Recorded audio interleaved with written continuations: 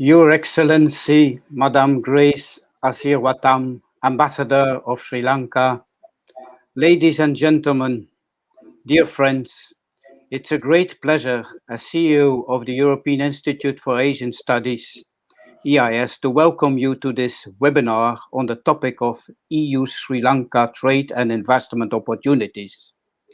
And it was a pleasure to collaborate with the Sri Lanka Embassy to Belgium, Luxembourg and the European Union on the organization of this webinar. With our institute, EIAS, a think tank and policy research institute, founded in 1989, we have already since many years developed a strong focus on South Asia and Sri Lanka, especially on the development of economic and investment potentials with the EU. One of the major assets of Sri Lanka is its well-established education system and youth literacy rate, the highest in South Asia, providing an important skilled labor force.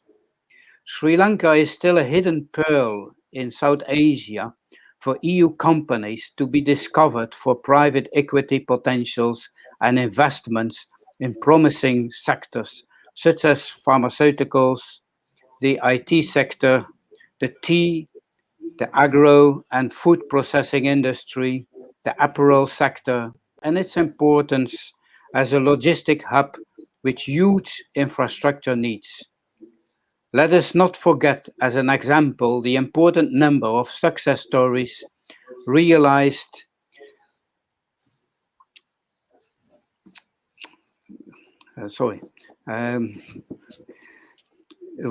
by EU and Belgium companies and entrepreneurs in Sri Lanka, such as the Pringiers family business in solid industrial tire, the Van der Marliere family business in Siggers, the Schrader Group in urban and street lighting, the water treatment project of DEME and CFA Water, and the Belgium diamond companies, as well as the garment companies and so on. I would like to introduce now our EIAS Vice Chairman, Mr. Adi Lorenzen, who will moderate the webinar. Please, Adi, you have the virtual floor. Thank you. Thank you, Axel, and good morning, everybody. It is my privilege to chair this meeting, and as Axel said, I'm the Vice Chairman of EIAS, and I hope that we will have a very fruitful discussion this morning. To start with, Axel, you have pinpointed quite a few interesting and very challenging issues this morning, which will be at the basis of our debates today.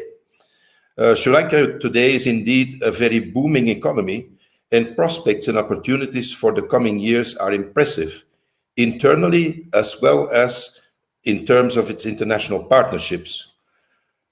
Sri Lanka's economic cooperation and relations with the EU as an institution, and with most of its member states individually, have also seen a remarkable development in recent years. And Sri Lanka's integration in the EU's GSP Plus program since 2017, has been an important element in this perspective. Within the EU, Belgium is an important partner of Sri Lanka in terms of trade and investments, and we will focus this morning also on the future prospects and opportunities in this regard.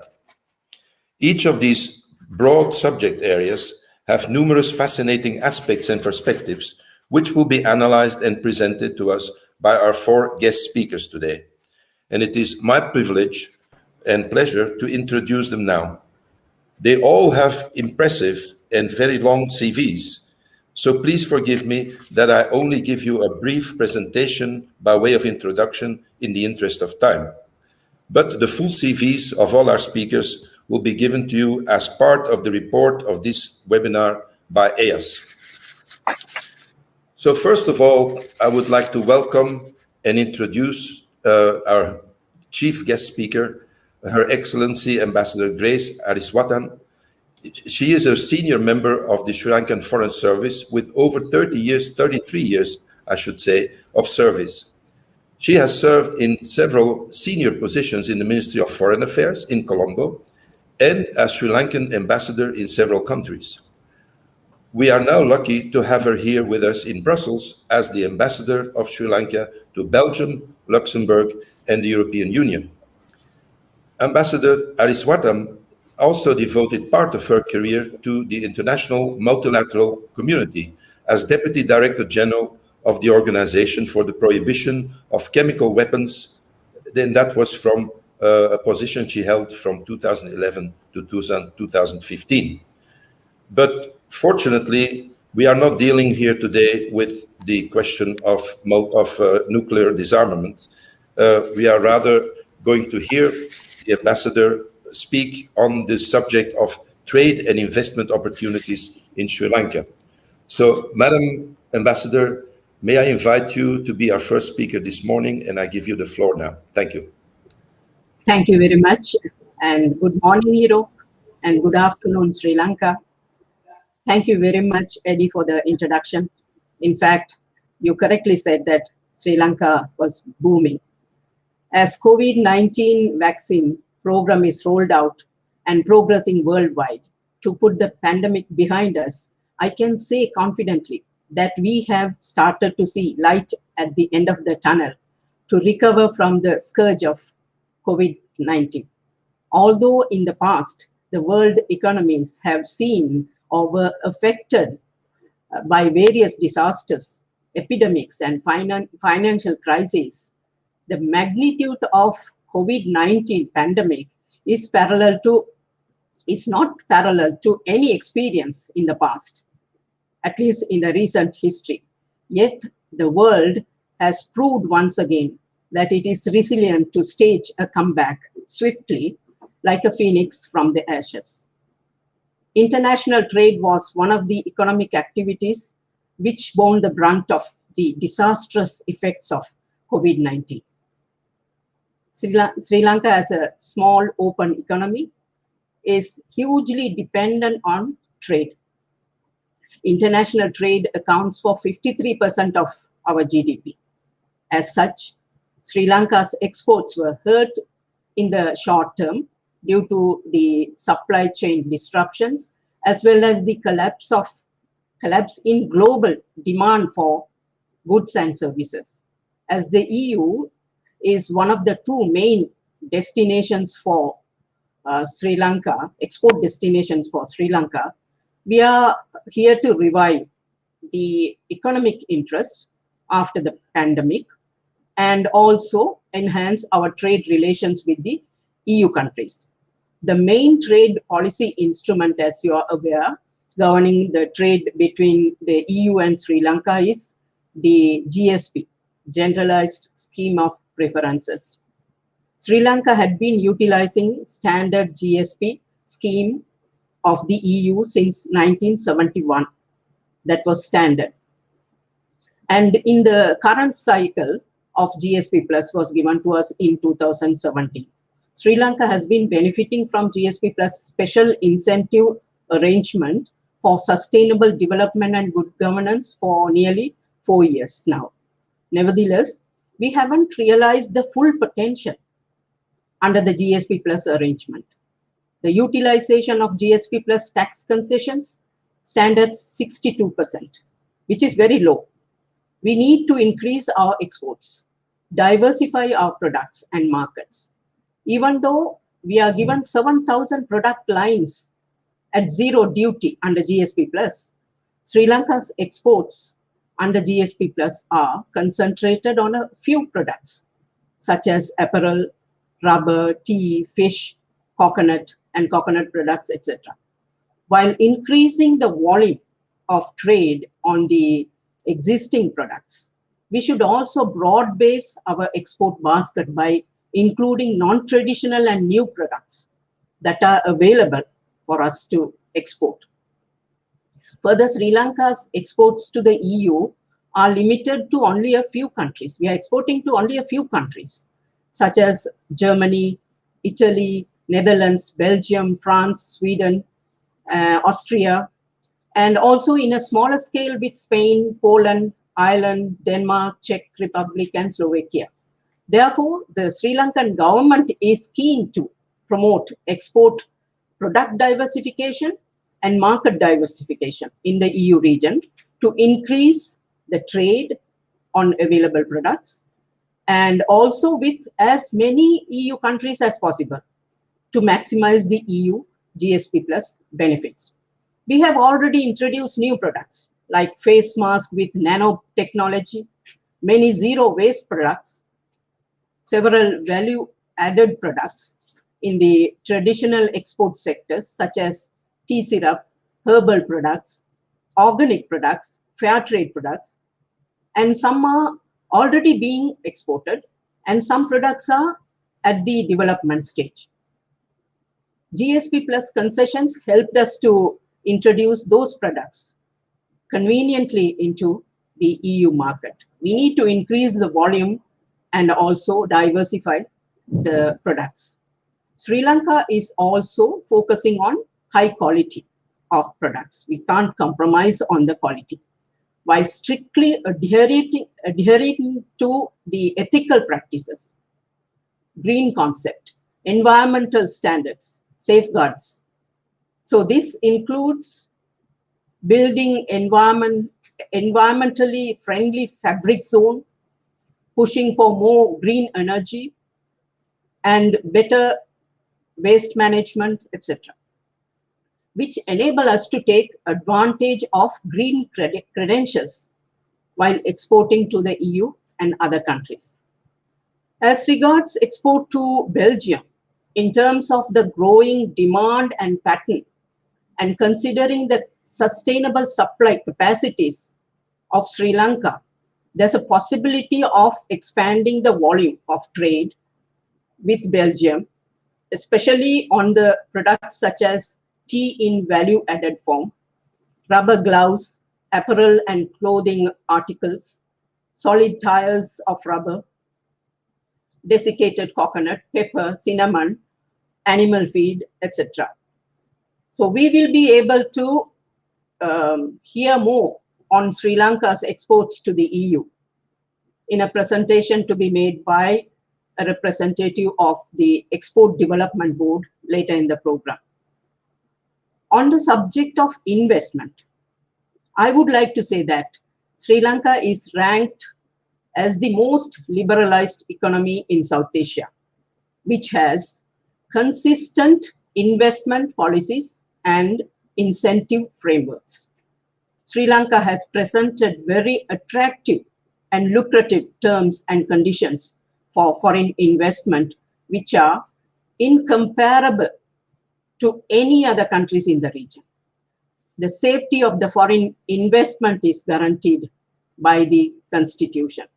Further, the investors are provided with preferential tax rates, tax holidays, exemptions from exchange control, 100% repatriation from for profits, exemptions from customs duty, and foreign exchange controls, which will remain valid for the entire life of the enterprise or the investment.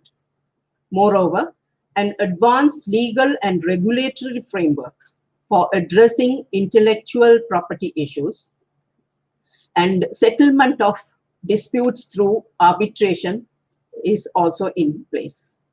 Equal treatment for foreign and local investors under the investment and general law of the country, and 100% foreign ownership of businesses are also guaranteed.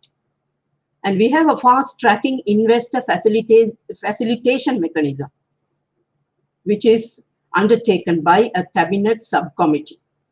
So, in addition to a constitutional guarantee, bilateral investment agreements, such as bilateral investment protection treatment with 28 countries, of which 10 are from the EU region. And we have signed double taxation avoidance agreement with 44 countries, of which 9 are EU countries. And these arrangements have provided strong protection for foreign investment against expropriation and non-commercial risk. Settlement of disputes, as I said before, other institutions are also there, but here settlement of disputes is done under the International Convention for the Settlement of Investment Disputes and under the rules of the International Chamber of Commerce. Further, Sri Lanka provides conducive environment for investment with quality infrastructure and services.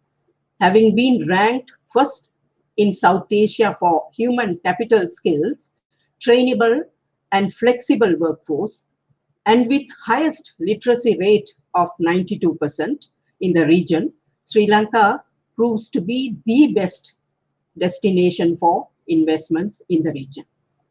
As regards infrastructure today, Sri Lanka's infrastructure ranks as the best available in South Asia.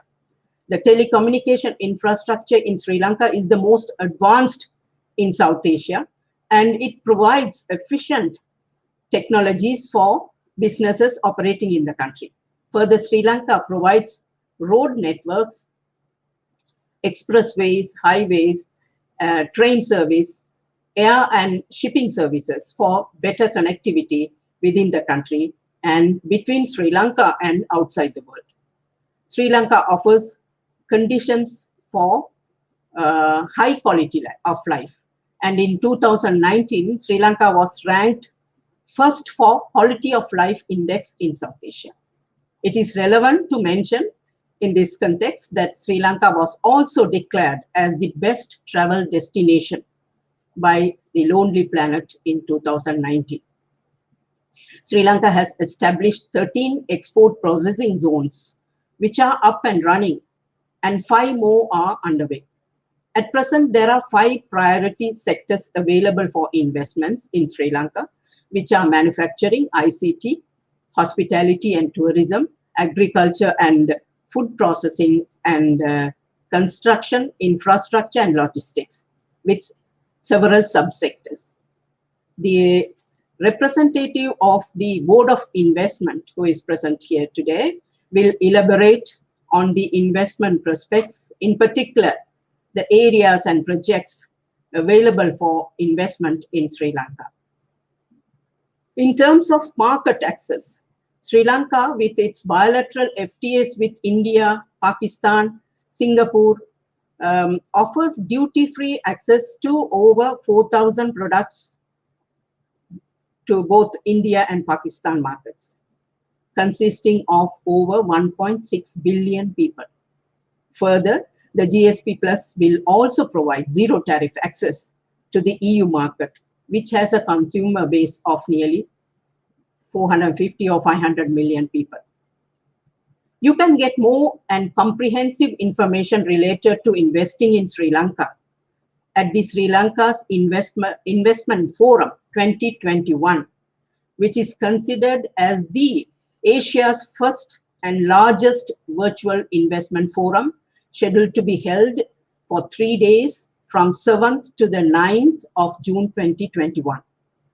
This virtual event is jointly organized by the Board of Investment, the Ceylon Chamber of Commerce, and the Colombo Stock Exchange to attract more than 1,000 direct investors, portfolio investors, sovereign wealth, private equity funds, and many more onto the platform. The forum aspires to present multiple investment opportunities across Sri Lanka, showcasing its advantages in the region and provide regulatory information together with networking opportunities with government agencies and industry leaders. The Sri Lanka Investment Forum 2021 targets investors from around the globe, and sessions will be hosted in 2 time zones to make it accessible for investors from all over the world.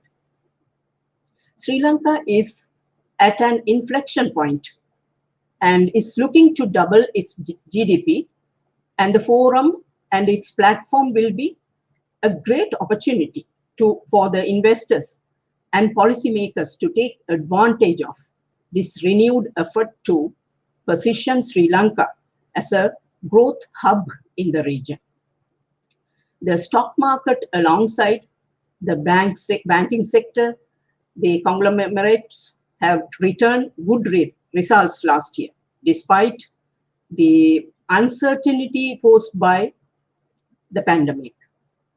The Sri Lanka Investment Forum would not simply be dismantled after its 3-day run, but instead it will continue to work to produce an ongoing dialogue and make it a gateway for investment. Sri Lanka Investment Forum will present sector-specific sessions featuring public and private sector experts across industries, and speakers will include countries' top political leaders and policymakers, industrialists, existing foreign investors in Sri Lanka who will detail their operating experience in the country and the advantages presented by the destination and the enabling organizations to promote a compelling investment proposition for investors globally. Sri Lanka's investment proposition will feature the country's consistent and time-tested investment policy framework, incentives regime, pro-growth policies, and enabling regulatory environments. You will be able to understand what makes Sri Lanka an attractive investment destination, and you will have access to information on FDI projects and listed companies and private equity placements. And you can learn firsthand about the policy framework and legislative landscape for investing in Sri Lanka. And this will be the best opportunity to interact with the government agencies, state-owned enterprises, industry leaders, global investors, and peers. Further, there will be presentations by selected participating companies and government bodies who will showcase investment projects which seek potential partners. You may get important specific information with regard to the available projects. Briefs on these projects are available in the Investment Forum website already. A digital platform, as you know, offers the opportunity to connect some details that you may miss on a physical platform. Every institution will have the information and technology to follow through. Investors on the platform can see the key focus sectors, subsectors, and log on and visit the preferred areas parallelly. The website and tracks will cater to Asian, European, and the US markets as the focus is global. Many state institutions have already put up their projects online, and several sectors are already listed. The website has already listed projects from apparel, education, export manufacturing, infrastructure, tourism, wealth management and portfolio management, banking, and many more. With the Colombo Port City bill being ratified now, it is likely there will be great interest in this sector. The Port City and Sri Lanka development story go hand in hand, as there is now a symbiotic relationship between them. There will be a focus session on the EU investors on 8th June 2021 from 12 noon Central European Time. With this introduction to investment in Sri Lanka, we invite the potential investors, interested investors, to attend the virtual investors forum, which will provide complete information about the country's investment promotion and also will answer any questions that you may have on the spot and connect you with the relevant authorities and prospective partners in investment. EIAS has already shared with you the free registration link with you. Thank you very much for your attention, and a 2-minute audiovisual on the forthcoming investment forum will be played now to give you more information. Thank you very much. I thank you very much, Your Excellency, for giving us a fuller picture of the amazing development that Sri Lanka has known in recent years, and also the prospects and some of the challenges that are on the table today, as well as some of the legal and economic parts of the framework that the Sri Lankan government and authorities have put in place to accompany this whole process. In a way, it reminds me a little bit of the 1980s, I think it was, when the world was speaking a lot about the Asian tigers, but that's a long time ago, and these were different countries. I think today we have come to a new generation of Asian tigers, and Sri Lanka definitely ranks amongst the top performers in this domain. So thank you for introducing the video, which has been kindly made available by the embassy, and I will now give the floor to our technicians to go over to the showing of the video.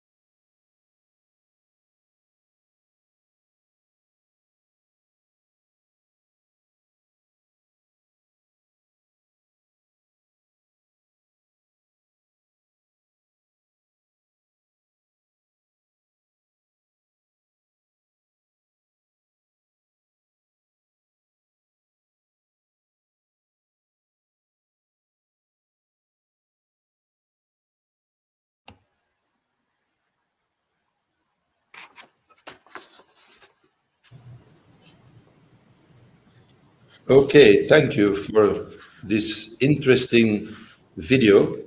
I don't know if it was a general issue, but I didn't have any sound with the video. But anyway, the text with the images was clear enough, I think, to make sure that we all understood what it's all about. I think we can now proceed with the rest of our program. And I would like to introduce to you our second speaker of this morning, Mrs. Eva Sinjovic.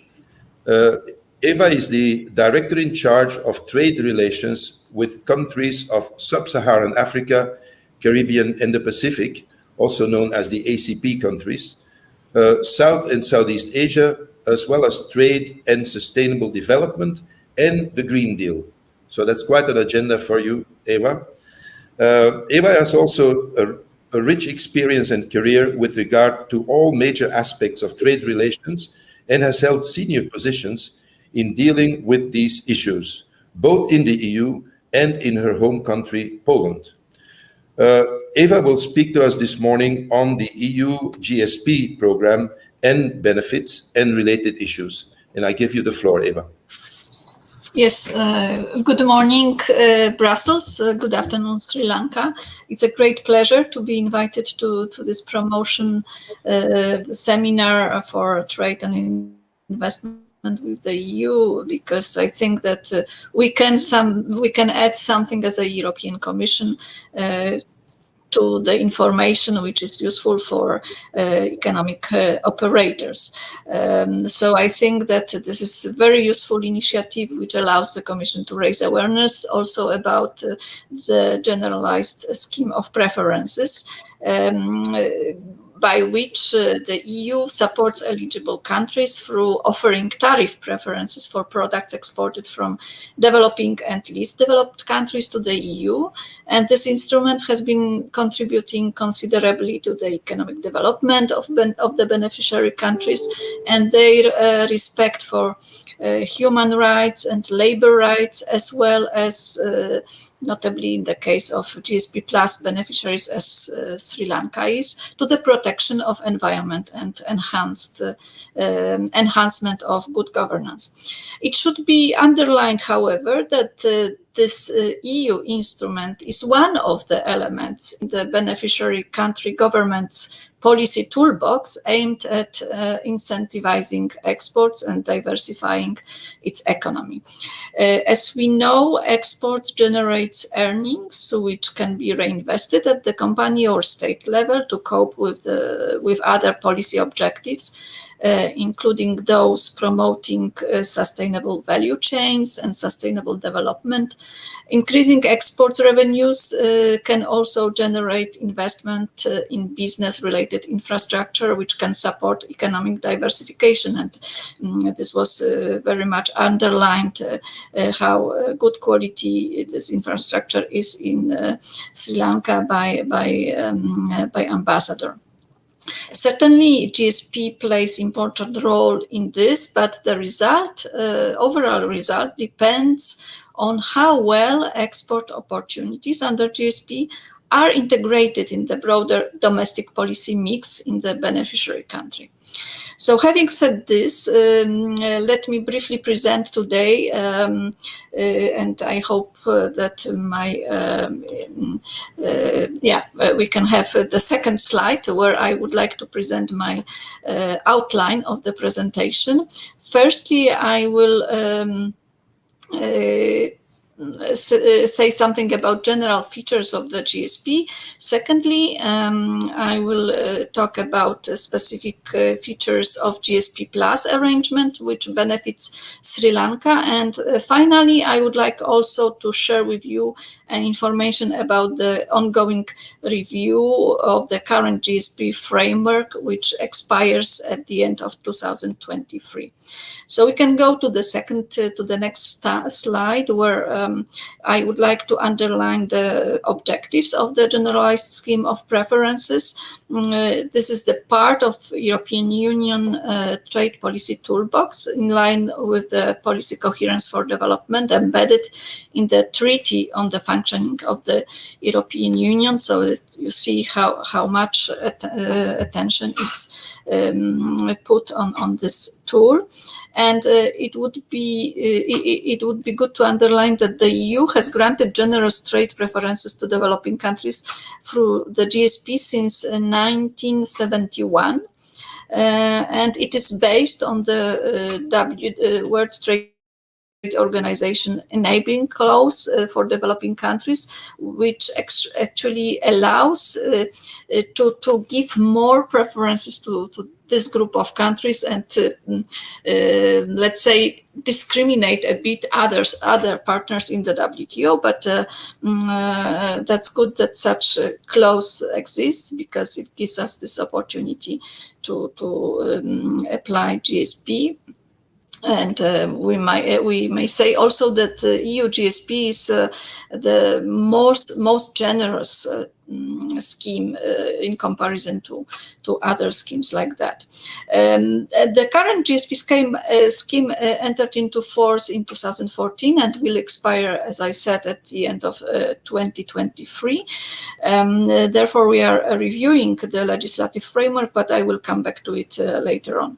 The three key objectives of this scheme is, first of all, contribute to poverty eradication in the countries most in need. This requires a continuous review that the beneficiary countries continue to present the economic characteristic of least developed countries, lower or lower middle income country. Sri Lanka was classified as a lower middle income country by the World Bank in 2020 based on 2019 data. It had been classified as upper middle income country for 1 year only in 2019. Therefore, for the time being, it remains a GSP beneficiary. The second objective of GSP is promoting sustainable development and good governance, in particular with reference to international human and labor rights conventions and multilateral environmental agreements. So it should be also underlined that we are not imposing on our beneficiary countries the EU standards. These are international standards which exist and to which both sides subscribe, and therefore we monitor compliance with those standards. And the third objective is to ensure protection of EU interest, which we are implementing by a mechanism of safeguards, which is also in our regulation, but it is not very often used. The last one was in case for imports of rice from Cambodia and Myanmar. Next slide shows what kind of arrangements exist under GSP, because the GSP framework gives EU partners tariff preferences for goods imported to the EU market, but the level of tariff preferences varies, and scope of products covered depends on the arrangement of the scheme.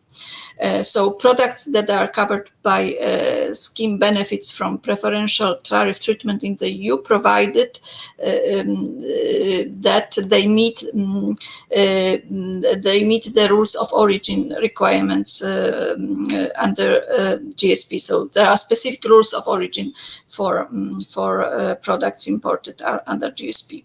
And there are 3 types of GSP beneficiaries benefiting from 3 different arrangements. Standard GSP arrangement for lower or lower middle income countries. This arrangement provides for tariff removal or reductions for around 66% of products in terms of tariff lines, and there is no conditionality to benefit from standard GSP arrangement or any action needed to enjoy these preferences. Simply the development status, as confirmed by the World Bank, is enough to enjoy these preferences. However, beneficiaries have to respect the principles of the core international conventions related to fundamental human rights and labor rights. Otherwise, in case of serious and systematic violation of this principle, the EU can withdraw preferences wholly or partially. The second arrangement, and this is very important for Sri Lanka, it's a special incentive arrangement for sustainable development and good governance. So we call it GSP Plus, because there is this plus requirement in comparison to the standard GSP. So the coverage in terms of countries is the same, but these countries receive more advantageous tariff treatment for the same list of products as under standard GSP, provided they ratify and commit to effectively implement 27 international conventions in the area of human and labor rights, environmental protection, and good governance. For this status, the countries have to apply and show that they are really prepared to enjoy and this preferences, because they fulfill conditionalities or are on the good way to fulfill them. First of all, we are looking at if the countries which apply ratify the conventions which are on the list. When this compliance or plan for compliance is checked by us, then the status is accorded, but we ask to the countries concerned to accept the binding undertaking, which foresees, among others, commitment to effective implementation and cooperation with the Commission in the process of monitoring of the implementation of conditionalities foreseen in this arrangement. Failure to engage meaningfully can lead to the withdrawal of preferences, and for example, GSP Plus preferences for Sri Lanka were withdrawn in 2010 due to significant shortcomings in the country's implementation of 3 UN human rights conventions. But then Sri Lanka was readmitted to GSP Plus as of May 2017, as progress has been made to improve the situation. And the last arrangement is related to the least developed countries. Least developed countries as classified by the United Nations, and the EU gives those beneficiaries duty-free, quota-free access to its market for all products, with exception of arms and ammunition. There is no conditionality here to benefit from this arrangement, but respect for core labor and human rights standards is required. Otherwise, preferences can be withdrawn. So you see that this is most generous arrangement, because even if in GSP Plus we cover 66% of imports to the EU in terms of tariff line. And then next slide will show you what is the situation in Sri Lanka. We can say that these preferences, which are reintroduced to Sri Lanka in 2017, have made a direct and significant contribution to Sri Lanka's economic growth and social and economic development. And we can also say that overall exports from Sri Lanka under GSP is growing faster than general exports, and the data show it, because overall EU 27 imports from Sri Lanka increased to 2.3 billion in 2019. It means by 8% compared to 2018.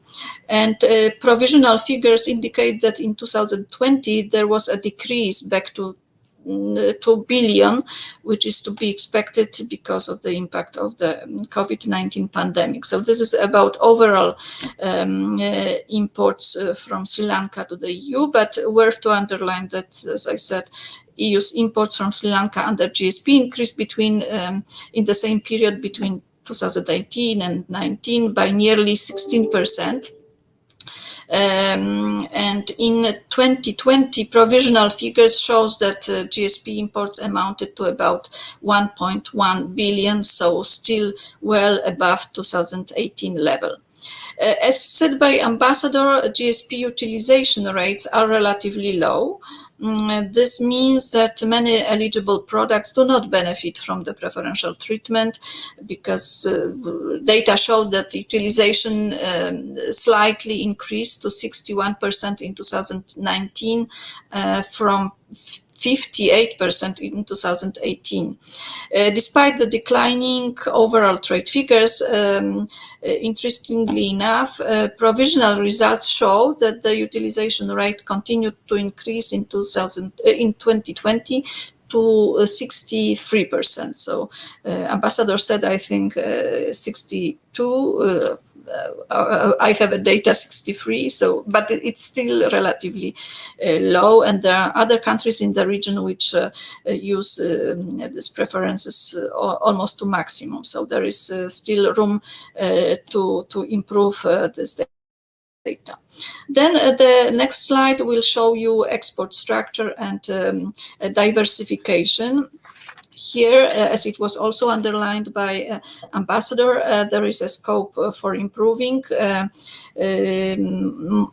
More companies and different types of companies should use the opportunities created by tariff preferences offered by the EU. And we can say, as you see, that in 2019, about 50% of goods exported from Sri Lanka to the EU under GSP Plus were from the garment industry and covered apparel, clothing, and textile articles. Another 20% were rubber and rubber articles. So there is therefore a scope for further increase, for further diversification. What can be done in order to stimulate the diversification? Of course, there are a number of important factors like domestic regulation, business climate, and support to innovation at the enterprise level, but also dedicated sectoral policies promoting specialization in competitive products, well-developed transport and logistic networks, export promotion, administrative capacity to ensure quality and safety of standards to cope with the demanding EU market. Diversification can take place by focusing on quality of production in Sri Lanka, new products, innovative products, and this was also very well presented by Ambassador. So let's hope that Sri Lanka is well on this path to get more diversification. As I said, the GSP preferences, of course, offer opportunities also in terms of diversification, but this is not the only element in the policy mix of the national authorities. Next slide will show you that the GSP Plus preferences are conditional, and the fact that Sri Lanka was excluded from GSP Plus from 2010-2017 testifies that. Since 2017, we have been engaging with the Sri Lankan administration in all the key areas, and the goal of the engagement is to ensure that the development of Sri Lanka is sustainable and underpinned by international principles. Conditionality is a central part of the EU's relationship with GSP Plus beneficiaries, and it is dimension that international investors must be aware of.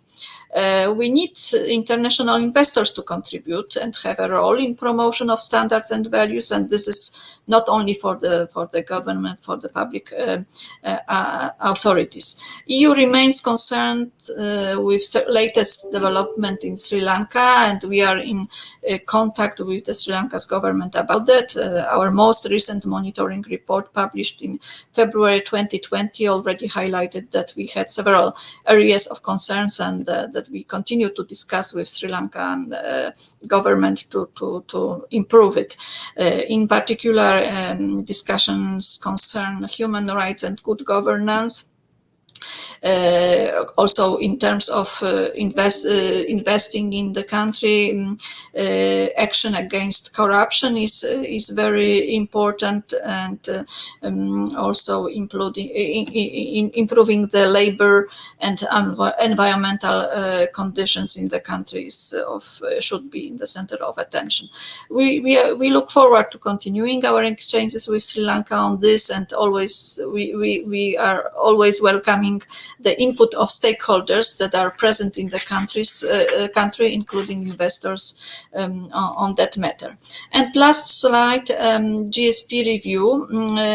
Just that you see that we are at the end of the 10-year cycle of the current GSP framework. It will expire at the end of 2023. And therefore, we are working on the new framework. The Commission will adopt the proposal for new GSP regulation in September. So we are finalizing now impact assessment and draft of the legal act. What we aim at is not a big revolution of the framework, because from the public consultations, in which we also had some Sri Lankan contributions, we see that the current framework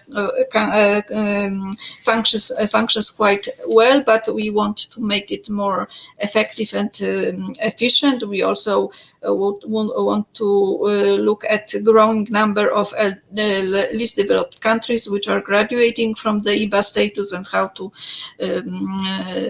help them to keep the preferences while exporting to the EU market. We also would like to include some elements related to European Green Deal, so more emphasis on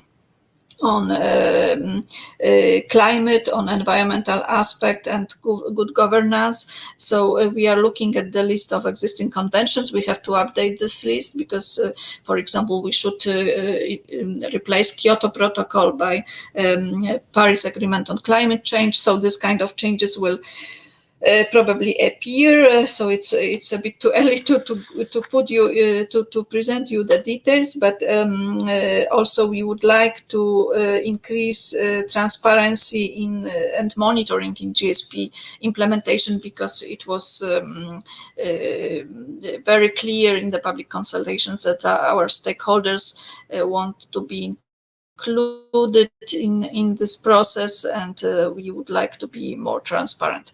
As concerns next steps, when the Commission adopts the proposal in September, then we will send it, of course, to the European Parliament and to the Council, which will probably work more or less 18 months in order to adopt the final proposal. And we hope that this will be done by the end of 2022, because what we are aiming at is that we give quite a good time span for economic operators, investors, to prepare for the new for the new framework. So let's hope that this 1 year will be achievable, that the discussion will be smooth by these two co-legislators. And the last slide, I also was thinking that this is very important to share with you during such an event like from a seminar related to promotion of trade and investment, because it is important that economic operators have good access to information. So therefore, I recommend to all who participate in this seminar, in this webinar, to use free sources, but of course there are some others. First of all, our delegation in Sri Lanka is available and can inform you on all elements related to the GSP framework. Then we have very good and user-friendly access to markets database, where you have different in different languages, very easy access to all sorts of information, including the so-called ROSA platform, which also allows to check the rules of origin. And also we established recently GSP Plus Hub, where a very dedicated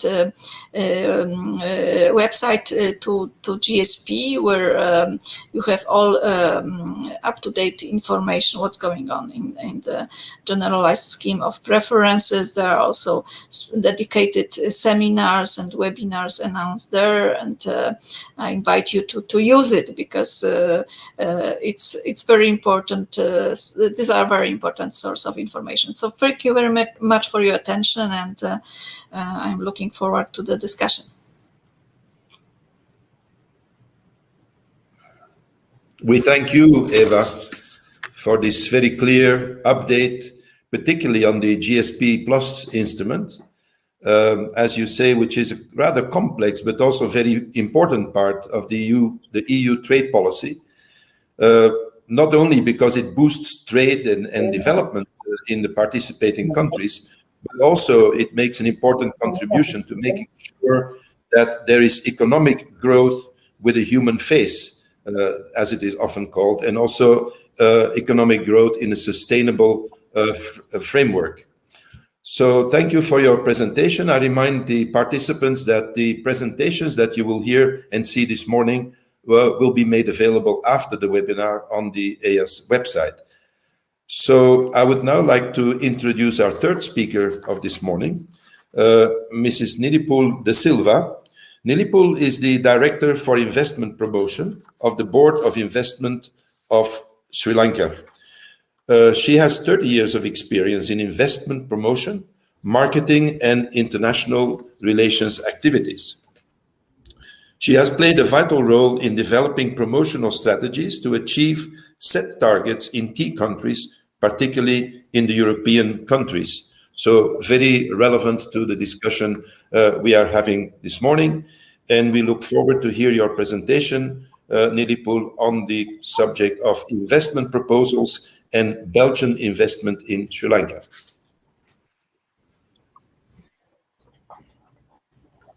Thank you, sir. Your Excellency, Ambassador of Sri Lanka for Belgium, Luxembourg, and European Union, distinguished representatives of the European Institute for Asian Studies and the European Commission, all participants, ladies and gentlemen. On behalf of the Board of Investment of Sri Lanka, I would like to initially thank Her Excellency and the Sri Lanka for Asian Studies for giving BOI this opportunity to make a presentation on investment proposals and Belgian investment in Sri Lanka.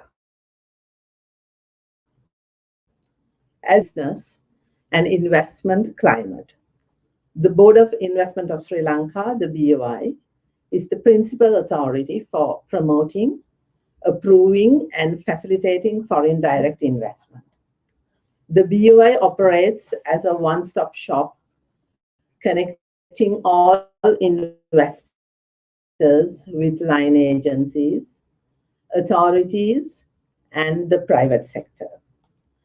We have an exclusive facilitation forum for investors from the EU called the EU-Sri Lanka Investor Dialogue. With that, I would like to move on to a short presentation.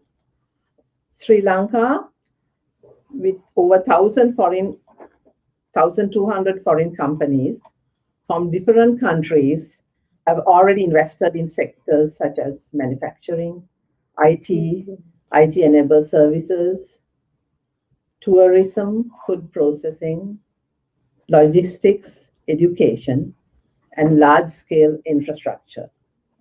Currently, we have 15 Belgian companies in commercial operation in sectors such as manufacturing, mainly in IT and tourism. The BOI has identified target sectors to attract more FDI based on the comparative competitive advantages available, the need to promote diversification of the export sector through backward linkages,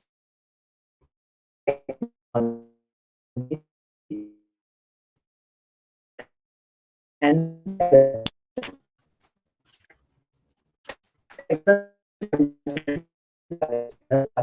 going specific onto the subsectors: manufacturing, electricals, IT-enabled services, hospitality, tourism, agriculture, food processing, construction, and infrastructure.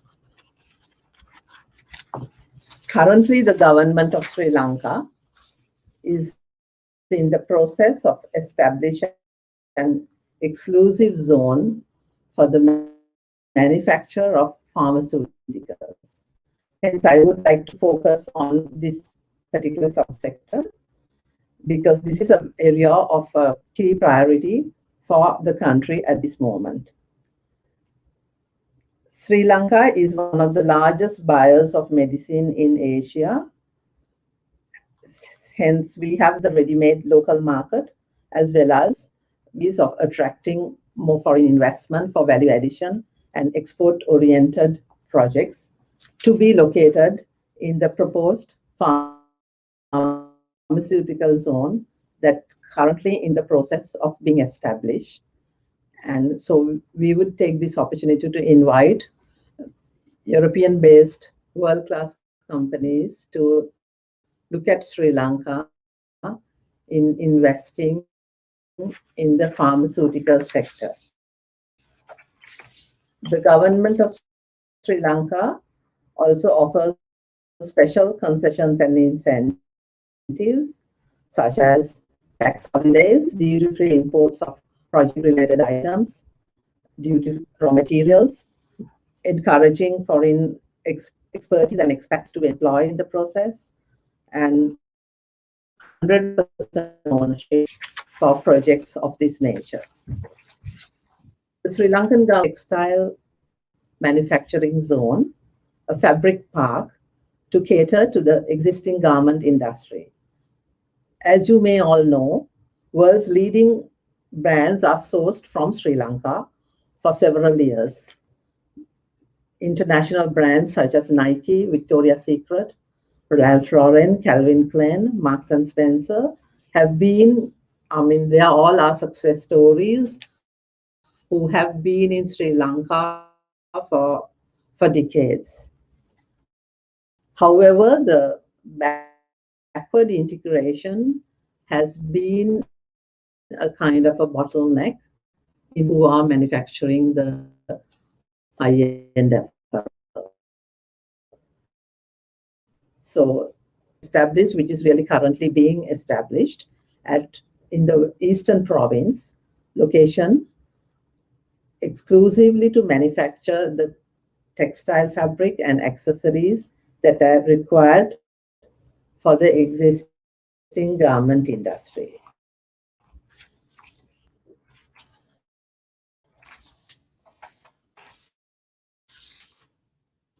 The government is also offering special concessions similar to what we have in store for pharmaceuticals for the textiles park as well, 5 to 10 year tax holiday, the duty-free imports of raw material, project items, 100% foreign ownership, especially for areas that are not locally available.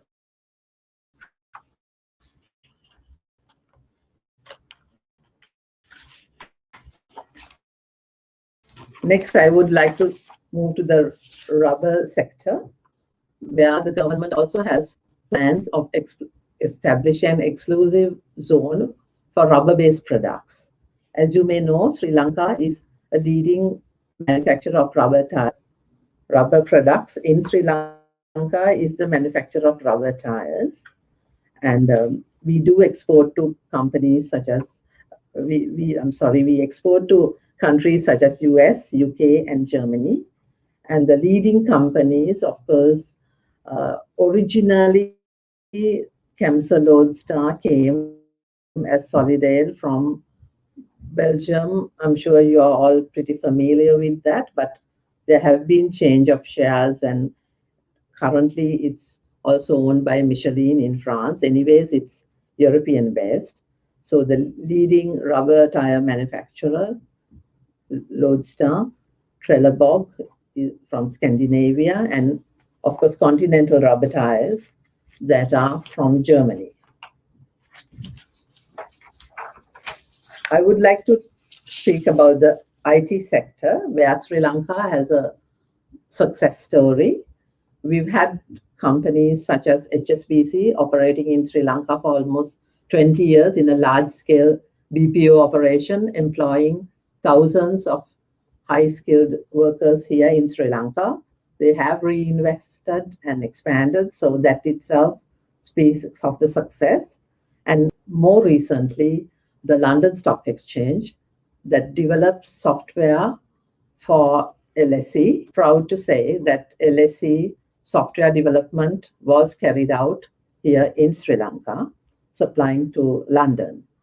And the most recent success story that I would like to mention is HCL Technologies that has moved an operation to Sri Lanka.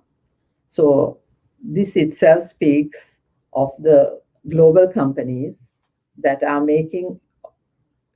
taking advantage of the opportunities available in Sri Lanka for the IT sector, and especially due to the comparative costs that are far greater than the opportunities that are available in Europe. As for electronics, this is an area we would like to develop further. Currently, we have companies such as Airbus, Siemens, Panasonic, etc., making electronic components with value addition for export market. Products range from sensors, printed circuit board, electrical transformers, and others. Investment opportunities in the logistics and maritime sector is also an area that we would like to highlight. Sri Lanka offers many opportunities in warehousing, ports and shipping, trucking, marine services, and hub operations.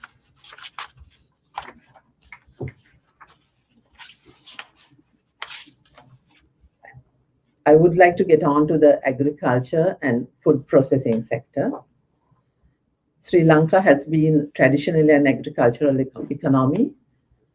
However, we would like to get on to food processing and encourage foreign companies to invest in Sri Lanka with technology and expertise that can add value to the agriculture sector that's ongoing and explore export markets.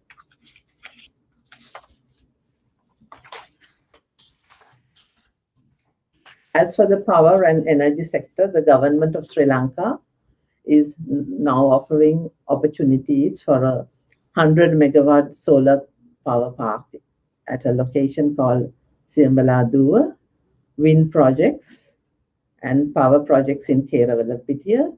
These are all it's like government to government tender process. So any investor who is interested could bid for these projects when they are advertised by the government.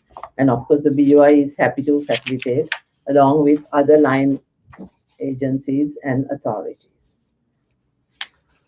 I would like to speak about some of the projects that are available in the Colombo Port City, known as the Colombo International Financial Center, which is very much in the international news currently. And here we are focusing on a convention center.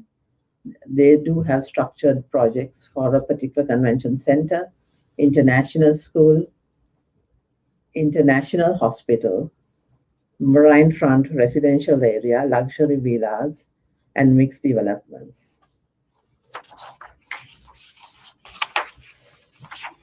This is just to give an idea of what's going on in Sri Lanka right now. So as Her Excellency, the Ambassador already mentioned, the Sri Lanka Investment Forum is taking place next week. So I would invite all participants to participate at these discussions based on your areas of interest and sectors, and explore possibilities of investing in Sri Lanka and make Sri Lanka your destination, next destination for investment. Thank you.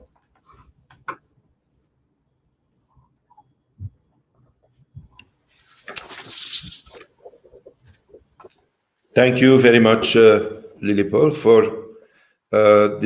elaborating on the very dynamic policies of Sri Lanka to facilitate and to attract investment, and also drawing our attention to the wide range of instruments and measures that the Sri Lankan government and authorities have put in place.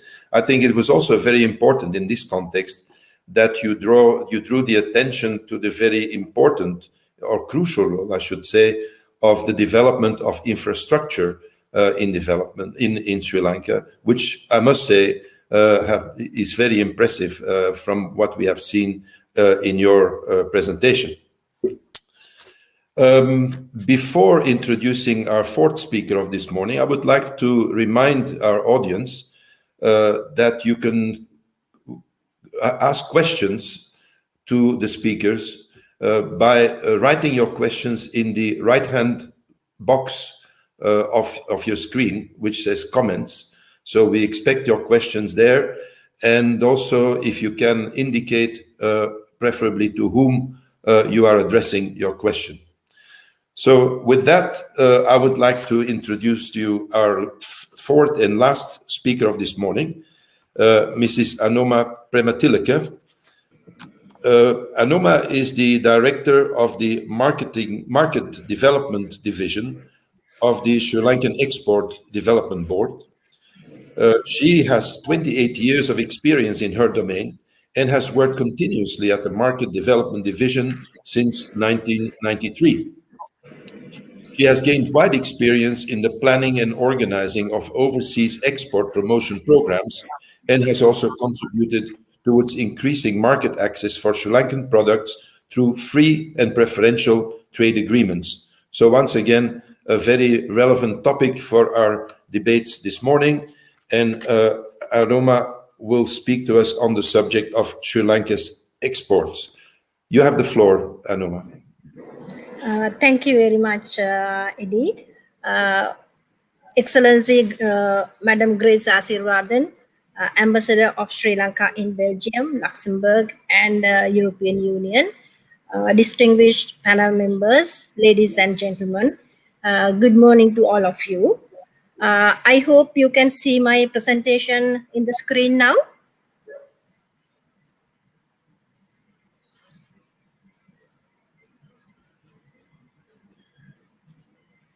Can you hear my see my presentation? We cannot see it yet. Yeah, it's coming. Okay, right. Thank you. First of all, before starting the presentation, I would like to thank Sri Lanka Embassy as well as European Institute for Asian Studies for initiating this very timely program. And it is a great pleasure from EDB to make this presentation on Sri Lanka's exports. I would like to, as an introduction, to say that Sri Lanka is the world top exporter of cinnamon and second largest exporter of black tea. I think these are prominent factors about Sri Lanka's exports. And also, Sri Lanka is one of the leaders of sustainable energy. The country generates most of its electricity through hydropower, and Sri Lanka has the highest literacy rate in South Asian region. These are some of the facts I would like to mention before starting the presentation as plus points for Sri Lanka. If we are to talk about Sri Lanka's general trade scenario, our exports is about 12 billion in merchandise exports in 2019, but it dropped to 10 billion in 2020 due to COVID. And we are importing about 16 billion worth of goods. That is also in 2020, there is a small drop. And our export partners are mainly US, that is our first export destination, and UK and India, then Germany and Italy. Those are the main export partners. And you can see most of these destinations are from the western side. But our import supplying source of supplies are mainly from Asian side. That is, number one supplier is China, then India, and UAE, Malaysia, Singapore are our main import partners. Already there are a lot of discussions on the GSP plus concession for Sri Lanka. So when we talk about exports, it's a plus point for Sri Lanka to enter EU market. There are, as already mentioned, there are a lot of tariff lines which came as zero if you source from Sri Lanka. We have given some chapter-wise information. These all chapters are free, duty-free when you source from Sri Lanka. Then next slides are about our trade statistics with Europe as a region. When we take Europe as a region, it is our #1 export destination as a region, and also third largest source of imports for Sri Lanka.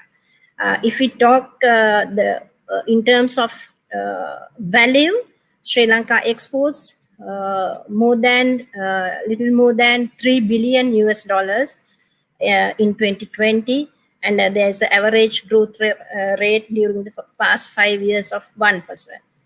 And we have imported about $1.5 billion in 2020. That is our total trade with Europe. And then if we talk about the products we are exporting, mainly we have already mentioned these things: apparel, rubber-related products, tea, fishery products, then industrial and surgical gloves, coconut milk. Those are the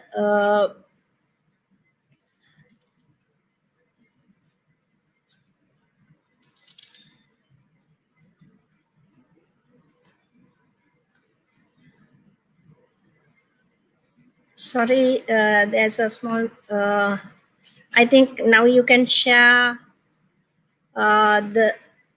you can see the screen correct, I believe. Sorry for that mistake. Anyway, these are the main products we are exporting to Europe from Sri Lanka.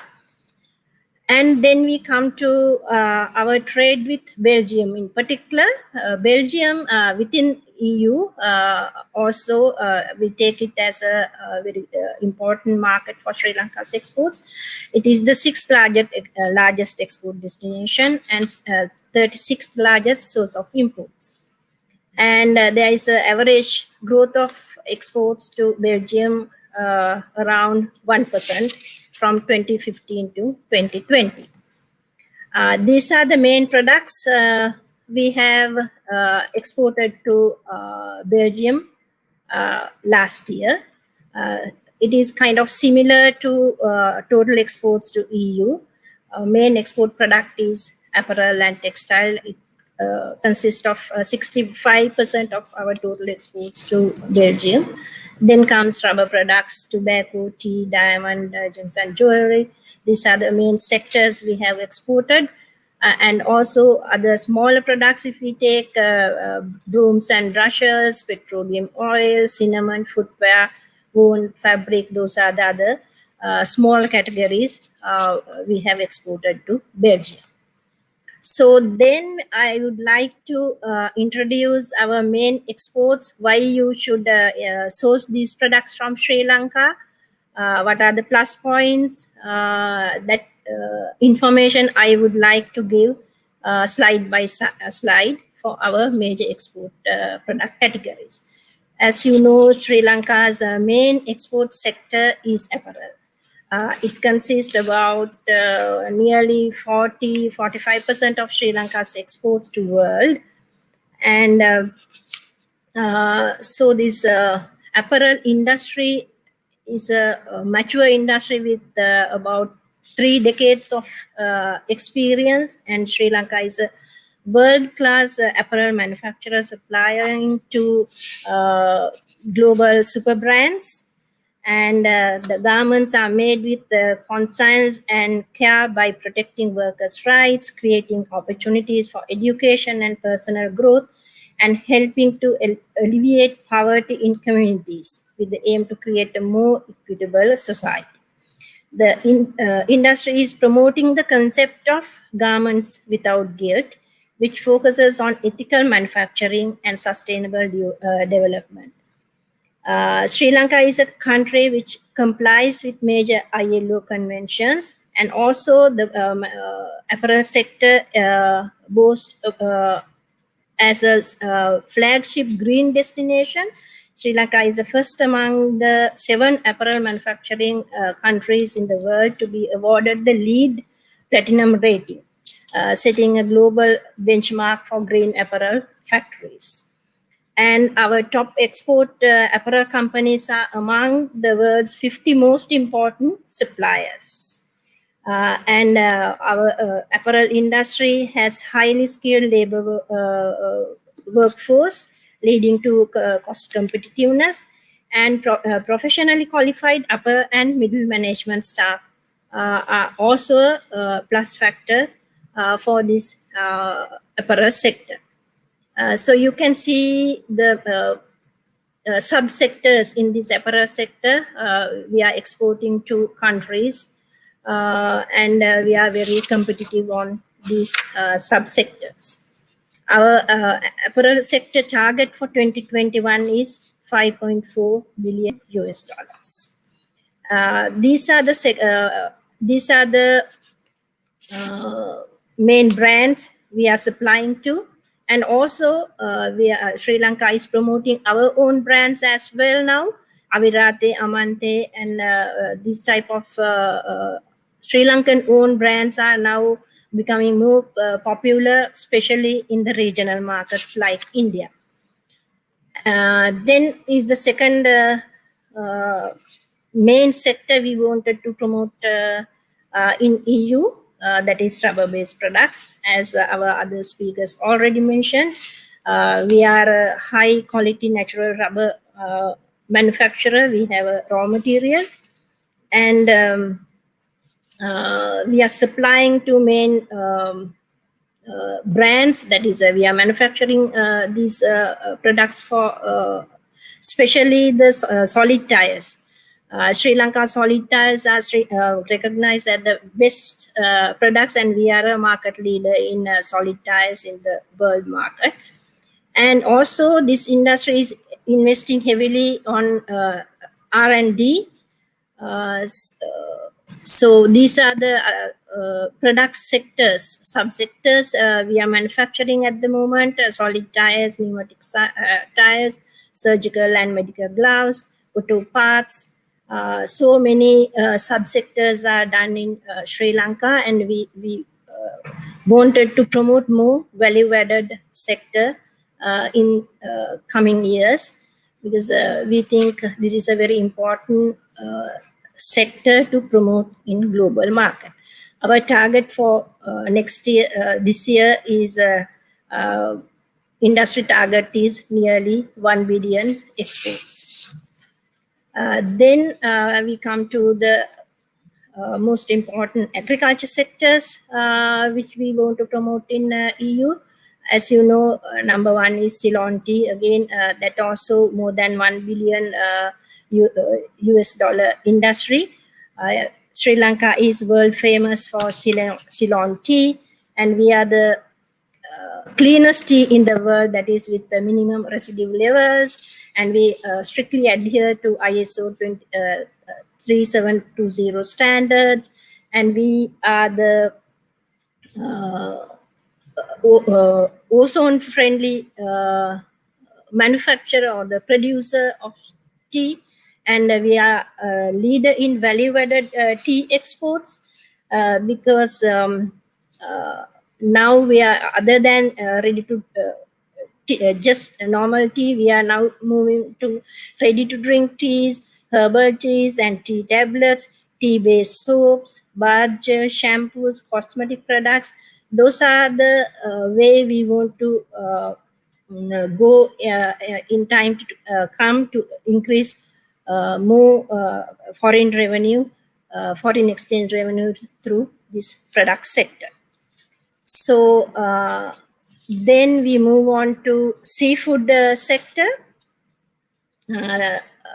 As you know, Sri Lanka has more than 34 EU approved fish processing establishment in Sri Lanka, and about 75 export companies who are exporting at the moment. And we are famous for premium quality tuna, which are exporting to EU region. And we have sustainable fishing techniques, and we comply to international regulations, and we have about 19 fishery harbors around the island, so we can ensure year-round fishing and social compliance of these fishing methods. Then we have given here the major varieties we are exporting: tuna, lobsters, crabs, so on. And Vanam shrimp is a new variety we want to promote from Sri Lanka. So our industry target for 2021 is 229 million. And then I would like to move on to the processed food sector. Here I want to highlight the fact that our processed food are adhering to the international quality standards like ISO, GMP, Global Gap, Halal, and also we have organic certified products. Main thing is our raw material used for this processed food with unique quality, taste, and flavor are distinguished features when we talk about the processed food products. So under this category, processed and dehydrated fruits, vegetables, rice-based products, confectionery and bakery products, frozen food products, and alcoholic and non-alcoholic beverages, dairy products, fish and meat-based products. Those are the subcategories we want to promote under this sector. So industry target for 2021 is 380 million US dollars. Then another main sector we want to promote in EU is spices. We have a range of spices in Sri Lanka. Sri Lanka is known as Spice Island and has always been renowned for its spices and extracts or concentrates, which are having unique flavor and aroma. Sri Lanka is the largest producer and exporter of true cinnamon in the world. And also Ceylon pepper has unique pepperine content.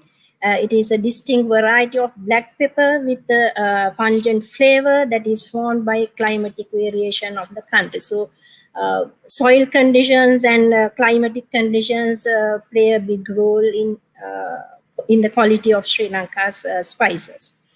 And also Ceylon cinnamon accounts for over 85% of world market share, accounting for 70% of global production. And we have produced, we want to differentiate Ceylon cinnamon. So pure Ceylon cinnamon certificate mark is registered in our main markets like EU, USA, Colombia, Peru, and Mexico. The other subsector here is the high quality essential oils made out of these spices, which can be used for cosmetics, pharmaceuticals, and food ingredients. So Sri Lankan spice manufacturers are also involved in the production of essential oil. Some of the most sought after essential oils from Sri Lanka include cinnamon leaf oil, clove oil, cinnamon bark oil, nutmeg oil, pepper oil, citronella oil, sesame oil, and cardamom oil. Then I will move on to the coconut product sector. This is also a very high demanded product sector. We want to promote this in EU. During the pandemic period also, we had very good demand for coconut related products. We have very large range of value-added products made out of coconut kernel, that is the middle part of the coconut. And also there's another sector, non-kernel products, which are coir related products and activated carbon related products. This is for industrial use.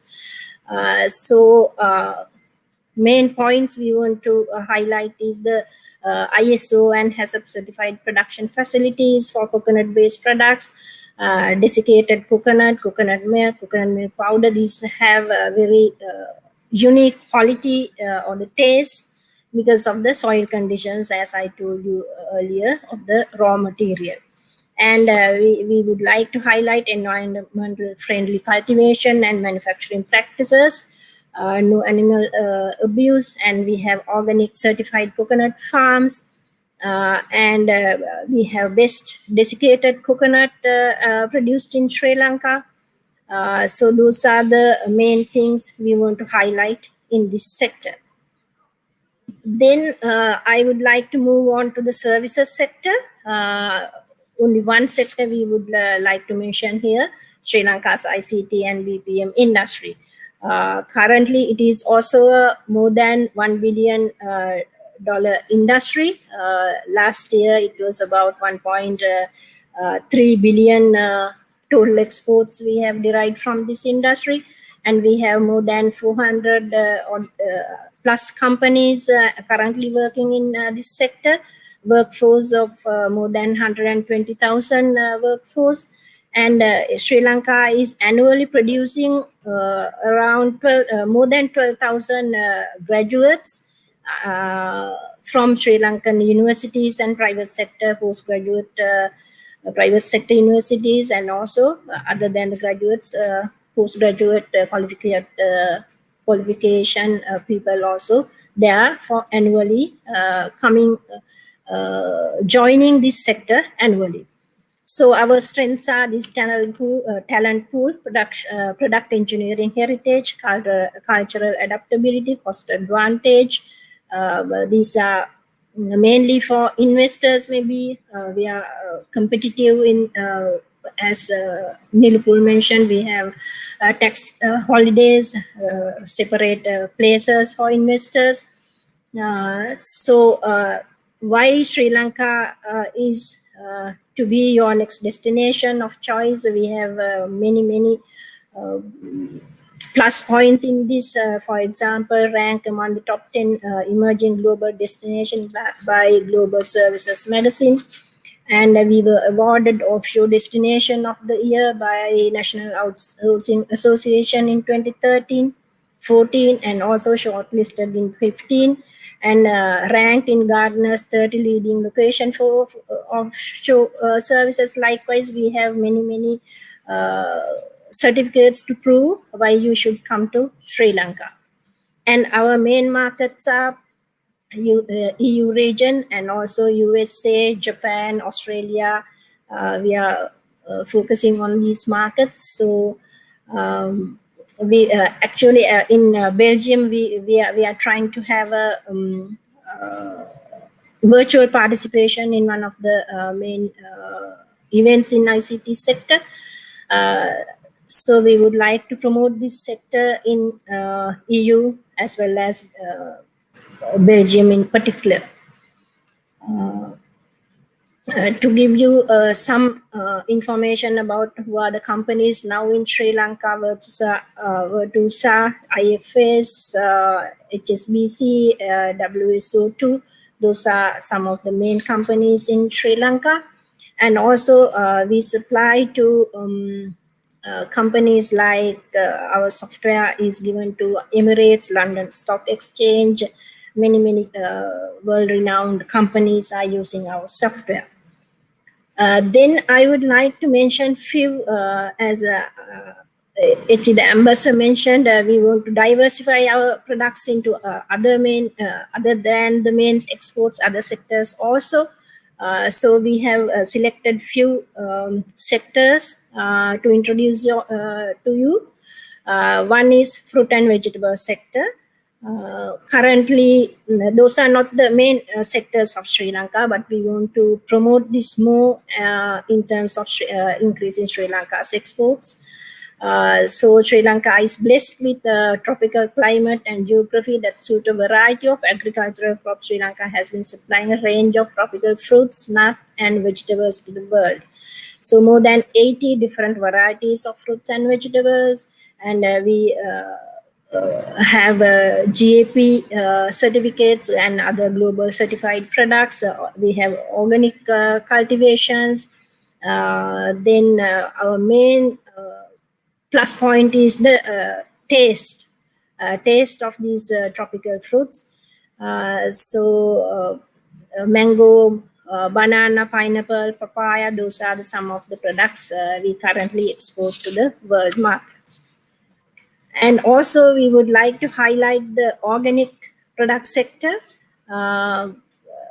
In agriculture, we are a credible and certified producer of organic products to the world market. and we export organic green tea as well, virgin coconut oil, and our companies are certified for organic. For EU certification is there, Chinese certificate, Korean market, organic certificate for Korean market, for Japan JAS certificate. So we are a certified producer of organic products. So we want to focus and promote more organic products into EU market. And then we want to highlight the ceramic and porcelain sector, which is also we can promote to EU market. Main thing is highly skilled workforce in Sri Lanka. The people can do very delicate designs and handmade designs and natural resources to produce these porcelain products, and state-of-the-art technology, compliance with international standards, and these are the subsectors under this sector, and our products are in many retail shops around the world. So we would like to promote this sector as well in Europe. Then we would like to just highlight the footwear and leather products, which is not a big sector, but we want to promote under GSP+. Sri Lanka is having an annual footwear and leather products trade fair also. We would like to invite when the things are better in future. So we are good at craftsmanship because a lot of labor intensive industry. So we would like to promote these products in the European market as well. And then the last slide we have made on batik and handloom. This is more cottage to cottage industries. We are promoting new on this. We have a new initiatives on these two sectors. Batik, in the batik sector, unique wax resist and dyeing techniques, and it is a nearly 300 years history we have on batik production. Unique forms of textile art is there, and batik items are done in silk, using silk and cotton fabric. So mainly we have saris, wall hangers, dresses, and linen, tapestry, many things under this batik industry. Then handloom, that is also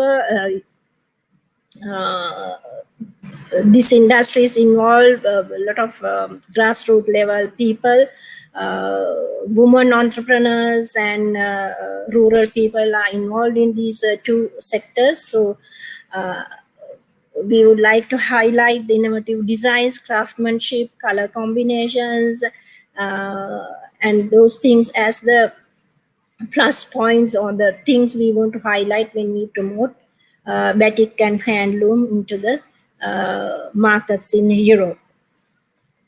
So with that, our product slides are over. We would like to just mention about EDB. We are the government trade export promotion agency. We work very closely with our stakeholders in Sri Lanka, trade chambers, associations, and state authorities. And we work with very closely with Sri Lanka missions in doing our promotions. So we can do any collaborations for you as well through the Sri Lanka embassy. If you can send us any information, if you need any connections made, we can do so. We can provide information. So I would like to invite you all to connect with us through Sri Lanka embassy to promote trade between our two countries and to increase our exposure to European region. Thank you very much. Thank you, Anoma, for giving us the full picture of the impressive volume and the variety of exports from Sri Lanka. It's quite clear that Sri Lankan exports are more than just about tea and apparel, which is known to the entire world. But at the same time, there's also, as we heard from you, there's still room for diversification of these exports. Sri Lanka has many high-quality products and services, and marketing promotion of these products and services, of course, are in full progress. And I hope that events like the one we are having today, like our webinar today, can make a contribution towards this. Now, we have some time left, not very much, for questions and answers. I have received a few questions already, and I can invite other participants to also write down their questions, but we cannot guarantee, of course, that we will be able to deal with them all because of the limited time. And also, I should add that we would like to invite Her Excellency the Ambassador before ending our seminar to give us some concluding comments. So I would like to turn to the first question that we have received. It's from Mr. Valer van Geel. He is Senior Advisor of EIAS, and his question is, the utilization rate of trade preferences in the framework of the GSP is dependent on knowledge of rules of origin. The shift from certification by customs to auto-certification puts the responsibility on private firms. How is the Sri Lankan government informing exporters and manufacturers to cope with these new rules? If needed, EIAS can provide expertise in this field. So that's a question. I presume it might be mainly addressed to Anoma, but maybe other speakers, including Her Excellency the Ambassador, could comment on that. So who would like to respond? Was the question clear to you? Can you repeat the question again? You want to know how the new rules and regulations are passed down to the exporters, is it? Exactly, how they are conveyed to the exporters and the manufacturers to cope in order to cope with the new rules that the GSP system has brought into effect. Yeah, from EDB side, I would like to mention that we are getting this type of new rules and regulations mainly through Sri Lanka Embassy, and it is passed down to our organizations in Sri Lanka who are dealing with exports and producers. For example, like EDB, BUI, or the ministries and Department of Commerce, who is the main agency for EU GSP and other preferential trading arrangements. So once we receive such circulars or alerts, we are in close contacts with all our export related agencies. We can send at one go all these alerts to export community, and we also can send it to trade chambers and product associations. So that is how we pass down the information to the export community. Okay, thank you. Any other comments from other speakers on this point?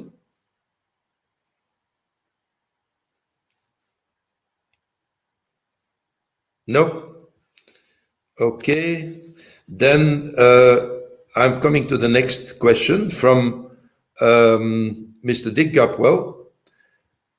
And the question is, following Brexit, does the government of Sri Lanka envisage a substantial increase in trade and investment with the new global Britain? Or is this expectation exaggerated? I presume that this is a question to the ambassador. In addition, there's another question that really links up with Mr. Gapwell's question, and it says, and it's by Mr. Manuel Widman, who asks, how has Brexit affected Sri Lanka's overall trade relations with the EU? So, Ambassador, would that be a question for you to address, or is somebody else more Well, about the, yes, Adi, thank you very much. But the first question, I think it should go to the representative from Sri Lanka, the EDB representative. I will answer the question by Manuel. Okay, thank you. So first she should go so that, you know, it's a kind of a follow-on question. Yes. So our exports after Brexit, the question is whether there are any adverse effects due to Brexit, is it? Yes. Yeah. But after Brexit also, UK has granted the same concessions for Sri Lanka. At the moment, there is no disruptions of our exports to UK due to Brexit, because same market access prevails at the moment. Mm-hmm. And the part of the question was also, does the government of Sri Lanka envisage a substantial increase in trade and investment with Britain now after the Brexit?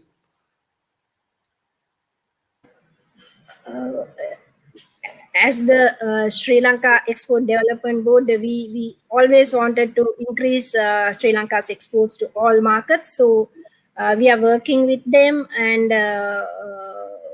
in case we have to get a better market access in future, we would like to work with the UK as well, like our other main markets in other countries as well.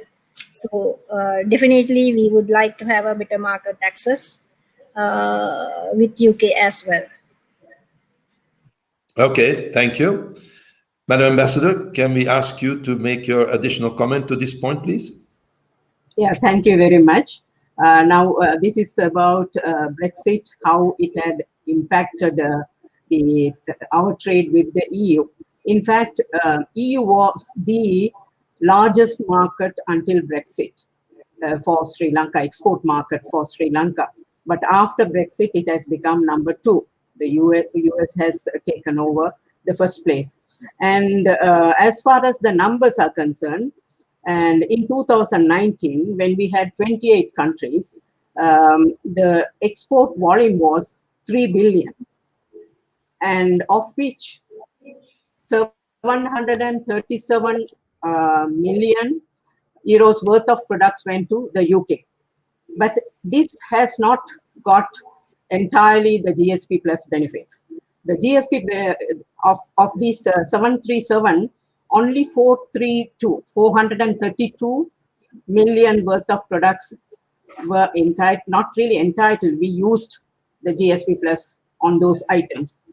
And after they left, our export statistics have come down up to 2,700 now. And that doesn't mean that, you know, we are losing anything, because the products are going to the UK, where Sri Lanka had managed to get the GSP plus to those items for a certain period until we negotiate a bilateral arrangement with the UK. So there's no impact or loss as such, because we are receiving GSP, UK GSP for those items for a certain period until we negotiate a special arrangement there. And here we will continue to do business with the EU businessmen and the same items, and we will have to increase if we want to become #1 destination here. So that is the only thing I can see. I don't see any impact as such on the market position. Thank you very much. Thank you, Madam Ambassador. The next question is from Ana Ines Bonaldi. And I don't know if you can read it on your comments, but I will read it quickly. Could you please expand on port facilities? Is port administration state or private? Do you develop your fisheries, and do you export fresh, frozen, and or canned species? That's the question.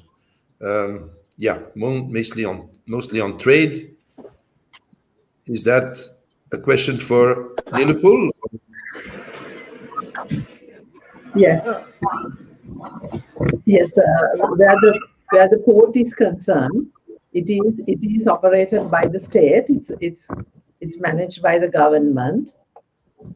The port projects are handled through the government, so they're state-owned. But fisheries, yes, we do have private sector projects that are also export-oriented, joint ventures, 100% local, foreign, and so there are many companies that are already exporting the fisheries products. Okay, thank you. Next question from... information provided. Sorry. Sorry, yes. I trust the information provided is adequate, and if you need any further details, we are happy to follow it up for you. All right, thank you. So the next question from Detour Experience, and again, a question for Ms. Nilipul. Will investments in Colombo Port City be facilitated through a separate independent body or through the Board of Investors? From Dominic Tange. Well, as you may be aware, there's a separate commission just established. So there is a, like the former Greater Colombo Economic Commission, which is now the BOI, there is a separate commission just established for the projects that are coming under the purview of the port city. So they will be really directly handled through the Port City Commission, but of course it can be facilitated, channeled through the BOI as well. But the authority is the Port City Commission that has just been announced and established. Okay, thank you, Nilipul, for this information. Then I have a comment from Daya Silva, and the comment is that Sri Lanka's exports should be geared to EU priorities such as greening. What strategies that EDB plans to adopt for the future expansion of exports in EU market? Is that question clear? Yes, I can see the question. The comment is on new areas like green production, sustainable, that kind of thing. So yes, we are agree on that. And actually now at the moment also there's a government initiative to have a more organic cultivations. Those are the plus points for when we export our products to EU markets. So EDB is fully engaged in this type of things, organic cultivation, sustainability. Those are the practices we have work with our exporters, and also EDB has a organic national organic control unit as well at EDB. So we are working on those things where we can have a better value addition, especially in the agriculture sector as well as the manufacturing sector as well, to increase our exports to EU market, of course, and the GS Plus facility. Thank you. Thank you, Anoma. I think we are keeping good time, so I think we have no more questions at the moment. So I think this is the right time that we can invite Ambassador ASIRWATHAM to address us and to give us her final comments. Ambassador, thank you. Well, Ms. Shirani Ariratna will propose vote of thanks and later do it first. Thank you. Okay. All right. Yes, we give the floor then to Ms. Shirani.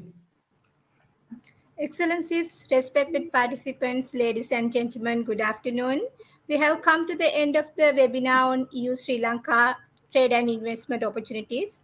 First of all, I wish to thank Madam Eva Sinovic, Director of Africa, Caribbean and Pacific, Southeast and South Asia, and Trade and Sustainable Development Green Deal of the Directorate General for Trade of the European Commission, Ms. Nilupur De Silva, Director, Investment Promotion, Board of Investment, Ms. Anoma Premathilaka, Director, Market Development, Export Development Board of Sri Lanka, for your valuable contribution during the webinar.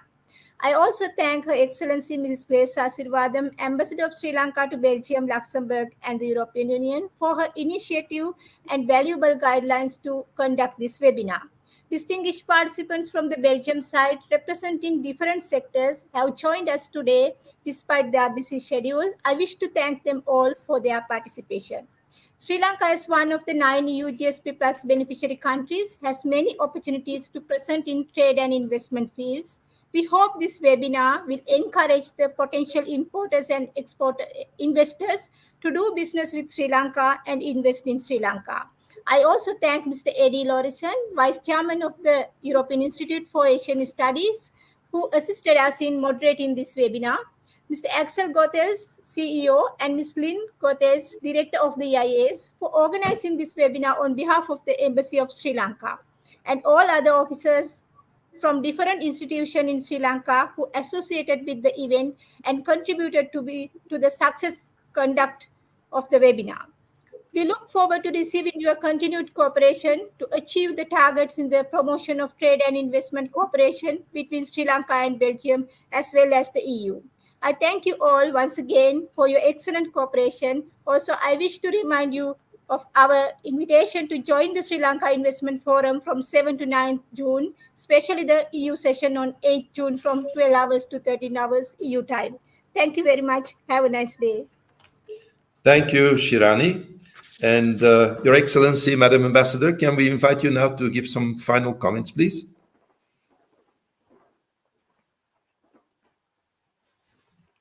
No microphone.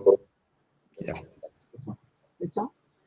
Yeah. Thank you very much, Edie, and also everyone who have participated in this webinar to create awareness and also give relevant information to the potential investors and business community in Belgium and also in the European region. And I hope you would have received enough information that you require to, start doing business with Sri Lanka.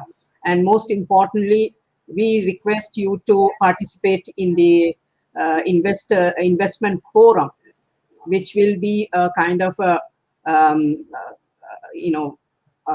huge event. And also information-wise, this is where you are going to get everything. And also firsthand, you will be able to assess for yourself how Sri Lanka could be a destination, a best destination for investment and also to do business. And next, we are going to engage with the business community directly on a B2B basis, so that, now they have learned about Sri Lanka. We have managed to create awareness. This is not the only event that we have conducted. We have been conducting a series of events. And next, we are going to connect our businessmen with the potential importers in Belgium, so that we will see that we can achieve the targets that we have in our minds. So with that, I thank EIAS and everyone participated in this event. And I'm really looking forward to working very closely with all of you as a community to help Sri Lanka to improve investment, trade, and also political cooperation. Thank you very much. Thank you very much, Your Excellency, for your participation and for your initial presentation. I'm sure that you're quite right that our webinar today has generated not only a lot of very useful and interesting information, but also motivation on the part of the participants and all of us to engage into the further boosting of trade and investment with Sri Lanka. So I think in this sense, we had a fruitful session today. It's only a pity that we have to do these things in a virtual manner.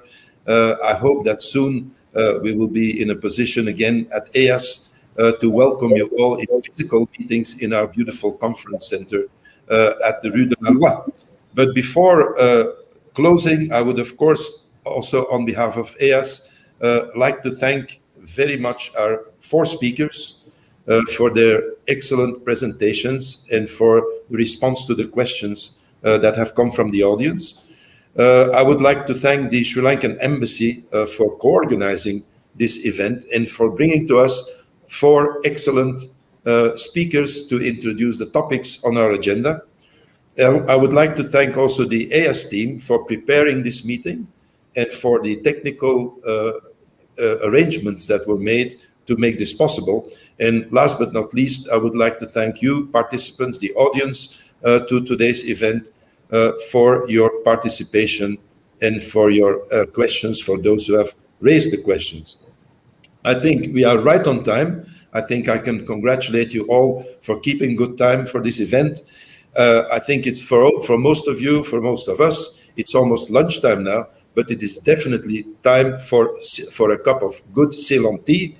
And as I said, I would like to welcome you on behalf of EIAS to a next event that we will organize, and you will follow on the website of EIAS, and most of you probably are on our mailing list to see which is the next event coming up. We hope to see you all there. So thank you very much, and I wish you all a very nice afternoon. Bye-bye. Thank you very much. Thank you, Edith. Thank you. Bye-bye.